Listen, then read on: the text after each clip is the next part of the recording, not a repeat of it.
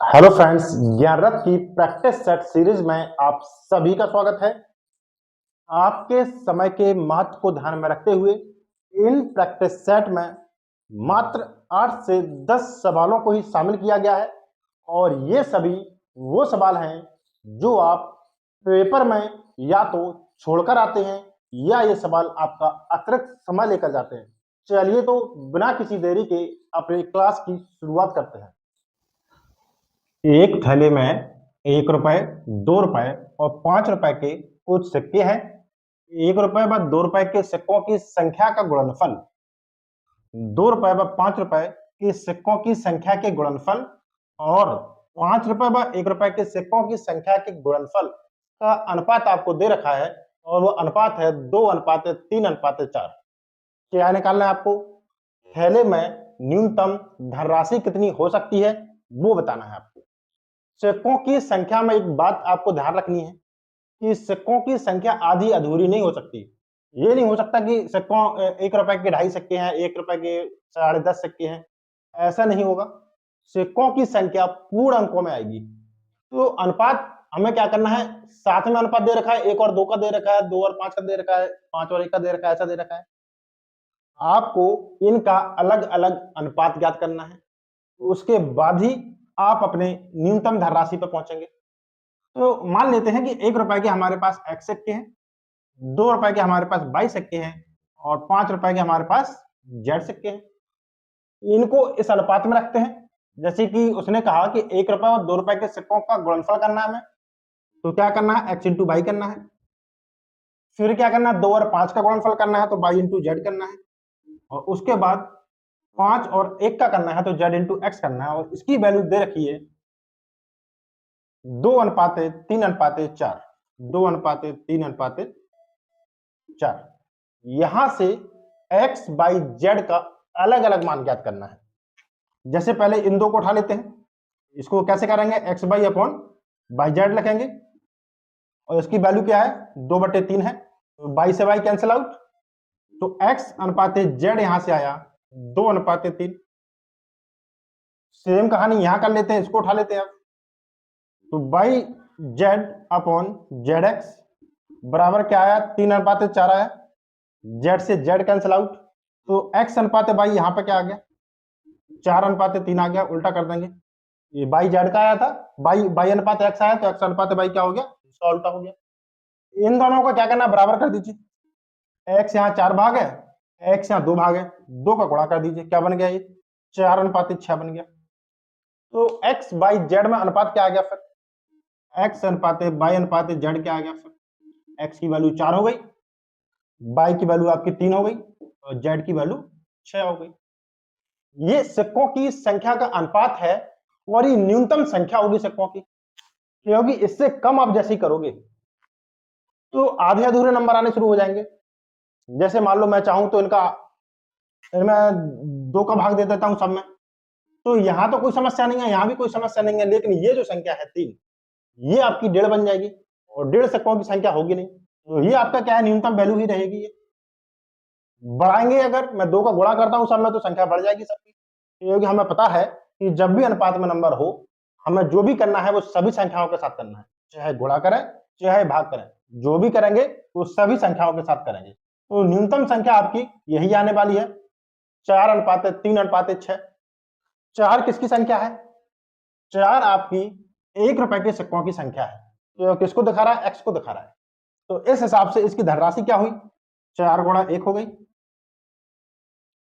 3 किसकी संख्या आएगी, 3 आपके 2 रुपए के सिक्कों की संख्या आएगी, तो 3 दूनी 6 हो गया। ये धनराशि कितनी हो गई, 6 हो गई।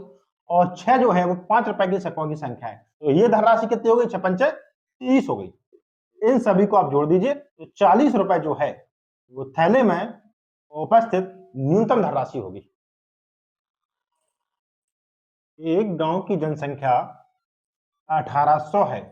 यदि पुरुषों की संख्या में 25% की व महिलाओं की संख्या में 20% की वृद्धि होती है तो गांव की जनसंख्या 2210 हो जाती है। वर्तमान में क्या है, 1800 है और फिर क्या हो गई, 2210 हो गई। हुआ क्या, कुछ पुरुषों की संख्या बढ़ी और कुछ आपकी महिलाओं की संख्या बढ़ी है। बताना क्या है, गांव में पुरुषों और महिलाओं की वर्तमान संख्या आपको बतानी है। जब भी किन्हीं संख्याओं का योग दिया हो, आपको वो सवाल 100 मानकर नहीं करना है, इस चीज का बिल्कुल ध्यान रखना है। तो फिर संख्या कैसे मानेंगे? एक को आप पुरुषों की मान लीजिए x हो गई, तो महिलाओं की उस हिसाब से 1800 माइनस x हो गई। सिंपल तरीका जो होता है वही करेंगे, इसमें आप 100 से नहीं कर सकते हो। तो पुरुषों की संख्या क्या है? x है। कितनी बड़ी है? 25% बड़ी है। इस बात का मतलब है अब 125 हो गई है, तो x का क्या करेंगे? 125% करेंगे। महिलाओं की संख्या क्या है? 1800 माइनस x है। कितनी बड़ी है? 20% बड़ी है। इसका मतलब है कि अब 120 हो गई है, और इन दो मिलके हुई है आपकी 2210। 100 को इधर ले जाते हैं और इनका गुणा करके देखते हैं क्या आया। 125x हुआ ये कितना हुआ आपका? 1800 गुणे 12 करिए। 18 गुणे 12 कितना होगा? 216 होगा, और 3 जीरो लगा दीजिए, और यहाँ 120x, यहाँ पे 2210 और 2 जीरो आपके और आ गए। 125 में से 120 गया, क्या बचा आपका? 5x बचा हुआ। ये यहाँ पे जाके घट जाएगा, क्या आ जाएगा? 5000 आ जाएगा। इस हिसाब से x का माना जाएगा 1000। यानी कि पुरुषों की जो वर्तमान जनसंख्या वो कितनी होगी? 1000 होगी आपकी, और वहीं महिलाओं की जनसंख्या 1800 में 1000 घटा दीजिए, 800 होगी। तो पुरुषों की 1000 और महिलाओं की 800। एक परीक्षा में रजत को उत्तीर्ण अंकों से 5% कम अंक प्राप्त हुए।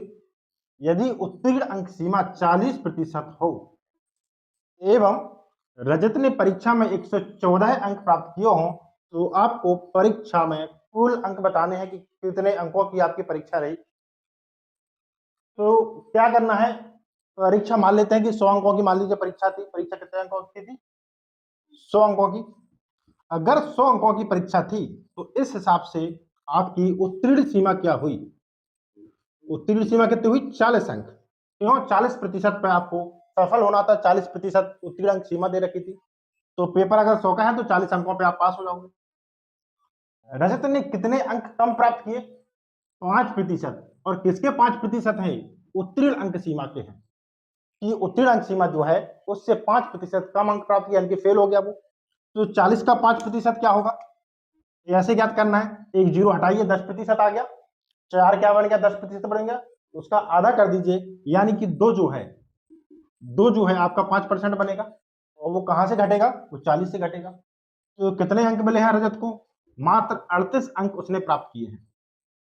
कब किए हैं? जब कुल अंक 100 थे। और सवाल में दे रखा है कि रजत ने 114 अंक प्राप्त किए। कितने प्राप्त किए हैं? 114। ये इससे कितना ज्यादा है? ये इससे 3 गुना ज्यादा है। 114 में 38 का आप भाग दे दीजिए, वैल्यू आ जाएगी 3 गुना ज्यादा है। तो 3 गुना वो ज्यादा है, तो 3 गुना फिर ये भी ज्यादा होगा। तो यहाँ पर कुल अंकों जो है वो आपके 300 आने वाले हैं। एक पाइप रिसाव रहित टैंक को 18 घंटे में भर सकता है। रिसाव रहित टैंक का क्या मतलब है? एकदम बढ़िया टैंक है, कहीं पे छिद्र वगैरह नहीं है, फूटा टूटा नहीं है। समान आकार के टैंक के मध्य बिंदु पर एक रिसाव 27 घंटे में आधे टैंक को खाली कर सकता है। वो कह रहा है एक और टैंक है बिल्कुल उसी के जैसा है, उसके बीचों बीच एक छिद्र है, और जिसकी क्षमता है कि वो 27 घंटे में आधे टैंक को खाली करेगा। आधा ही खाली करेगा, क्यों? मध्य में है। तो मान लीजिए कि ऐसा अगर टैंक है आपका, तो यहाँ कहीं छिद्र है बीच में, ये कहीं छिद्र है, तो यहाँ से ऊपर का पानी ही वो निकाल सकेगा, ऊपर ऊपर का नीचे का तो निकालेगा नहीं, तो आधा ही खाली करेगा। तो दिए गए पाइप से वो कह रहा है इस टैंक को भरने में कितना समय लगेगा, वो आपको बताना है। तो करना क्या है? पहले आपका सही वाला पाइप की कैपेसिटी ले लीजिए, 18 घंटे है, और 27 घंटे में ये आधे टैंक को खाली कर रहा, और यही छिद्र अगर बीचों बीच होता, नीचे होता एकदम, तब इसकी क्षमता क्या होती? 54 होती है। क्या लेते हैं यहाँ पे? पूरी क्षमता लेते हैं। पूरे टैंक को कितने घंटे में खाली करेगा, कितने घंटे में भरेगा, वो लेते हैं। इनका क्या करना है? अपन को एलसीएम लेना है। एलसीएम क्या है? दोनों का 18 और 54 का 54 आया।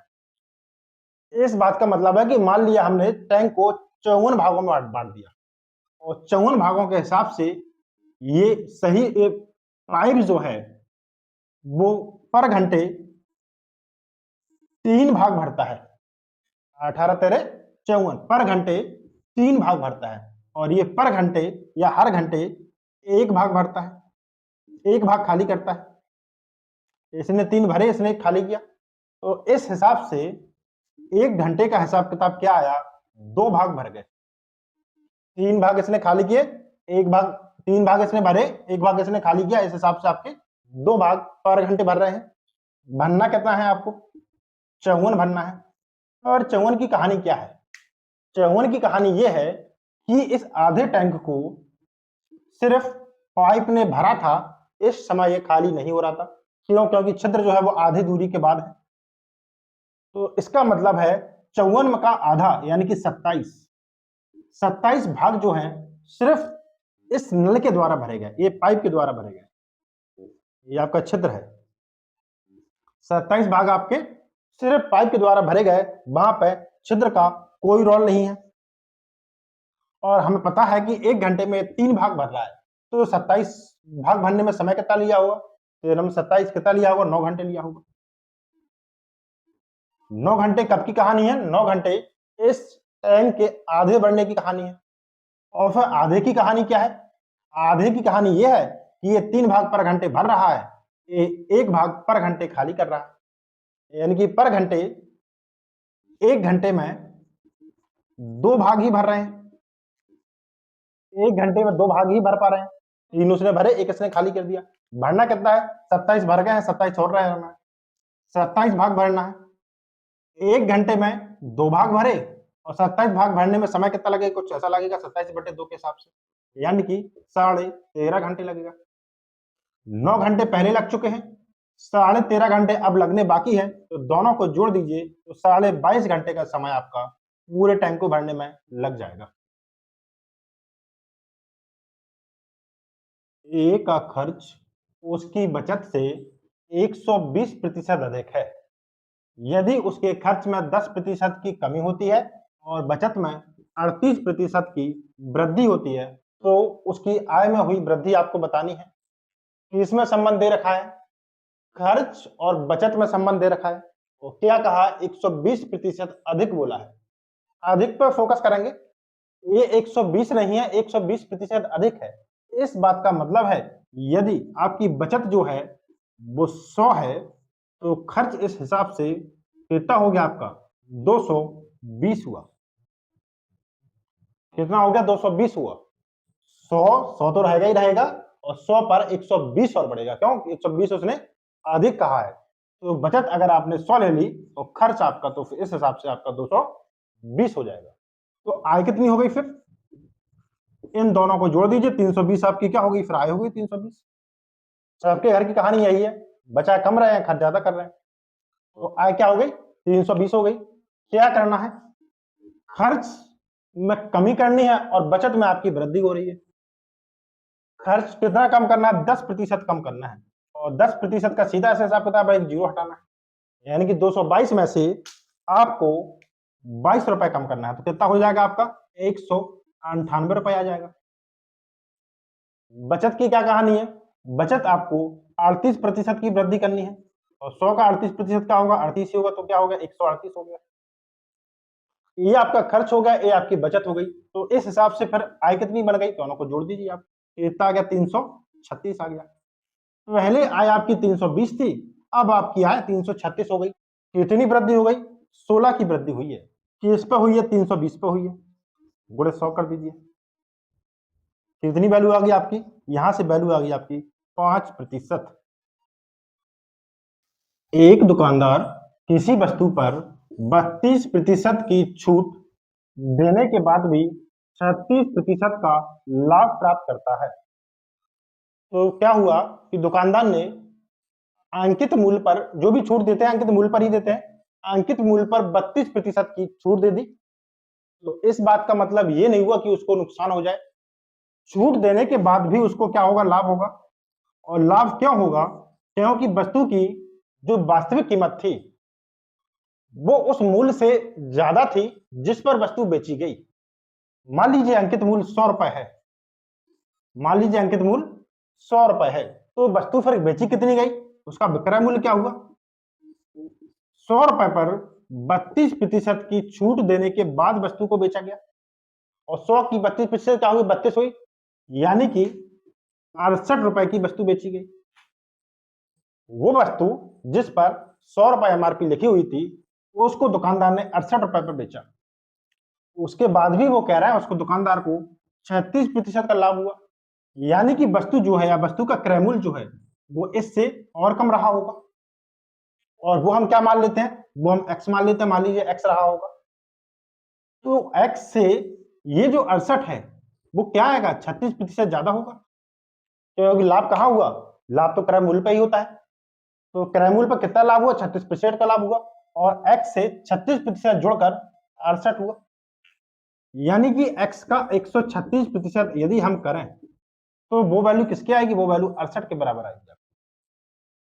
x का मान क्या होगा, x का मान यहां से क्या होगा, 100 यहां पे जाएगा, 136 नीचे आ जाएगा, कुछ ऐसा हो जाएगा, 17 चौके 68 और 17 अट्ठे 136, तो वैल्यू यहां से क्या आ गई, वैल्यू आ गई यहां से 50 रुपए आ गई, यानी कि वो वस्तु जिसका अंकित मूल्य 100 रुपए था, उसका वास्तविक मूल्य या क्रय मूल्य जो है वो 50 रुपए है।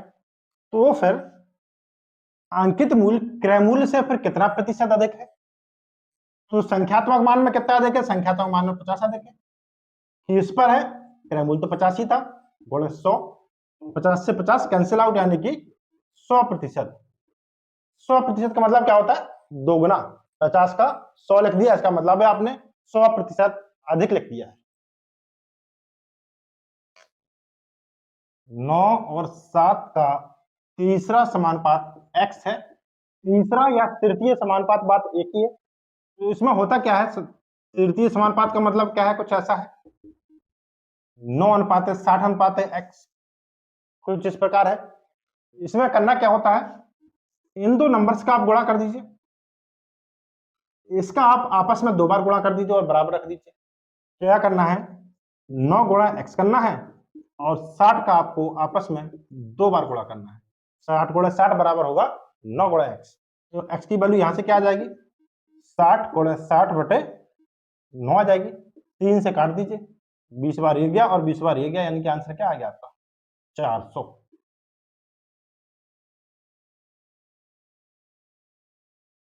88 वस्तुएं बेचने के बाद एक दुकानदार को 8 वस्तुओं के बिक्री मूल्य के बराबर हानि होती है। 88 वस्तुएं बेचने का क्या मतलब है, किस मूल्य पर बेची गई होंगी, वस्तु बेचने का मतलब है विक्रय मूल्य पर बेचना, और 88 वस्तुएं जो है वो 88 वस्तुओं के विक्रय मूल्य पर बेची गई हों, जिसको हम सेलिंग प्राइस कहते हैं। क्या है वो सेलिंग प्राइस, इस मूल्य पर वस्तु बेची गई है, इस मूल्य में क्या क्या शामिल होगा, इस मूल्य में सबसे पहले तो 88 वस्तुओं का क्रय मूल्य यानी कि 88 वस्तुओं का कॉस्ट प्राइस शामिल होगा, क्योंकि जो जितने भी रुपए की वस्तु आई थी आप बेचोगे तो उसमें वो मूल्य तो शामिल ही होता है, उसके बाद कुछ ज्यादा लेते हो या उससे आप कुछ कम लेते हो, चूंकि यहाँ पर उसको हानि हुई है, उसको क्या हुई है, हानि हुई है, वस्तु हानि पर बेची गई है, यानी कि विक्रय मूल्य जो है, वस्तुओं का विक्रय मूल्य क्रय मूल्य से कम रहा होगा, और कम रहा होगा का मतलब है इसमें से कुछ माइनस करना पड़ेगा, और माइनस क्या करोगे आप, 8 वस्तुओं का विक्रय मूल्य, क्योंकि उसने कहा है हानि जो है वो 8 वस्तुओं के बिक्री मूल्य यानी कि विक्रय मूल्य के बराबर हुई है, तो यहां पर आप 8 वस्तुओं के सेलिंग प्राइस को माइनस कर दीजिए, इसको यहां ले आइए, 88 है ये 8 है, कितना हुआ जुड़ के 96 वस्तुओं का सेलिंग प्राइस बराबर हो गया 88 वस्तुओं के कॉस्ट प्राइस के। आप जब भी लाभ हानि कुछ प्रतिशत निकालते हैं तो अब करना क्या होता है, आपको ऊपर हानि के केस में कॉस्ट माइनस सेल करोगे इनटू कॉस्ट करोगे अपॉन में 100 करोगे, नीचे क्या होगा, क्रय मूल्य होगा, ऊपर क्या होगा आपका हानि या लाभ जो भी है, हानि या लाभ जो भी है वो आपका ऊपर होगा गुणा 100 होगा, ये हानि का केस है इसलिए हमने क्रय मूल्य में से विक्रय मूल्य माइनस किया है, और लाभ का केस होता तो हम विक्रय मूल्य में से क्रय मूल्य माइनस कर देते, एस माइनस सी कर देते। इस फॉर्म में हमें इसको लाना है, सी माइनस एस अपॉन सी के फॉर्म में इसको लेके आना है। तो क्या करना है, हमें सी को नीचे ले जाना है, तो सी को आप नीचे ले आइए, एस अपॉन सी कर दीजिए इसको। तो यहाँ पे 96 कहाँ चला जाएगा, यहाँ पे चला जाएगा, 88 अपॉन 96 हो जाएगा। एस को किस में बदलना है, एस को सी माइनस एस करना है। हानि बतानी है कितनी हुई, कॉस्ट प्राइस 96 था, सेलिंग प्राइस 88 है। तो सी में से आपको एस घटाने का मतलब है 96 में से 88 घटाना है। तो इसकी जो वैल्यू है वो क्या आ जाएगी, 8/96 आ जाएगी। 96 से क्या कहता है, 88 घटा दीजिए, तो 8/96 आ गई। इसी में अगर आप 100 का गुणा कर दीजिए तो ये आपका क्या बन जाएगा, ये आपका हानि प्रतिशत बन जाएगा। और 100 का गुणा यहाँ कर दीजिए, कितनी बार जाएगा, ये 12 बार जाएगा। तो क्या वैल्यू आ गई, 100/12, जिसकी वैल्यू होती है 8 सही 1/3%। नीलम स्कूल तक पैदल जाती है और वहां से ऑटो से वापस आती है। एक साइड से वो पैदल जा रही है और दूसरी साइड से ऑटो से वापस आ रही है। इस प्रकार पूरी यात्रा में उसको 2.5 घंटे का समय लगा। यदि वह दोनों तरफ ऑटो से ही यात्रा करती तो 1.5 घंटे कम समय लगता। ये आपको बताया गया है कि एक साइड पैदल जा रही है, वहां से वो वापस जो है वो ऑटो से आ रही है, तब समय जो है 2.5 घंटे का लगा है। यदि दोनों तरफ ऑटो से ही जाती भी ऑटो से आती भी ऑटो से, तो उसको 1.5 घंटे का कम समय लगता। आपको दोनों तरफ पैदल यात्रा का समय निकालना है कि दोनों तरफ यदि पैदल ही जाए तो वो समय क्या होगा, वो आपको बताना है। मान लीजिए ये यहां पर ए पॉइंट पर नीलम का घर है और उसको यहां तक बी पॉइंट तक जाना है जहां पर उसका क्या है, स्कूल है। कैसे कैसे गई है, एक बार वो पैदल गई है और वापस जो आई है वो कैसे आई है, वो अपना ऑटो से वापस आई है। इन दोनों का समय मिला के दिया हुआ है और इन दोनों का समय है 2.5 घंटा। कितना दिया है, 2.5 घंटे का समय दिया है। उसने क्या कहा कि यदि वो पैदल ना जाकर ये ऑटो से ही जाए, पैदल ना जाकर ऑटो से ही जाए, ऑटो से ही जा रही है, तो ऑटो से जाएगी तो ये भी ऑटो वाला टाइम रहेगा, ये भी ऑटो वाला टाइम रहेगा। और समय लगा कितना है, इससे 1.5 घंटे का कम समय लगा, यानी कि मात्र 1 घंटे का समय लगा। जब दोनों तरफ उसने ऑटो से ही यात्रा की तो उसको मात्र 1 घंटे का समय लगा है। इस बात का मतलब है जाने में उसने आधा घंटा लिया और आने में उसने आधा घंटा लिया। दोनों तरफ से उसने आधा घंटा ही लिया, यानी कि एक तरफ से कार का जो लिया गया समय है वो आधा घंटा है। अब पहले वाली उसको समझिए, पहले क्या किया था उसने, पहले वो पैदल गई थी और कार से आई थी, और कार का हमें पता है कि कार ने आधे घंटे का समय लिया था, जो कि हमने अभी निकाला है। इसका मतलब है जो 2.5 घंटे समय था उसमें कार का सिर्फ आधा घंटा समय है, तो बाकी जो 2 घंटे का समय है वो पैदल यात्रा का समय है। यदि वो यहां से जब वो पैदल गई थी तो 2.5 घंटे में से 2 घंटे सिर्फ पैदल जाने में लगे थे, आने में सिर्फ उसको आधा घंटा लगा। अब दोनों तरफ यदि वो पैदल ही जाए और पैदल ही आए तो 2 घंटा इसका लगेगा और वापस आने का 2 घंटा और लगेगा। इस हिसाब से आपके पूरी यात्रा के 4 घंटे हो जाएंगे।